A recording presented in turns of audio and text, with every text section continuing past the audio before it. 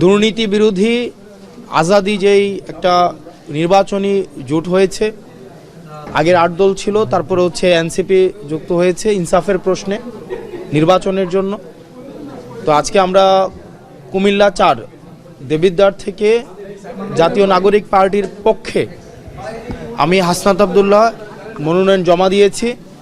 আজকে এখানে উপস্থিত আছেন যিনি দীর্ঘ 1.5 বছরের বেশি সময় নির্বাচনী প্রস্তুতি নিচ্ছিলেন এবং যিনি এর আগেই জনগণের ভোটে নির্বাচিত, ফেসিবাদের সময়ে জনগণের ভোটে নির্বাচিত উপজেলা ভাইস চেয়ারম্যান ছিলেন, জননন্দিত এবং মানুষের জন্য যিনি কাজ করেছেন দীর্ঘ অনেক দিন, সাইফুল ইসলাম শহীদ ভাই।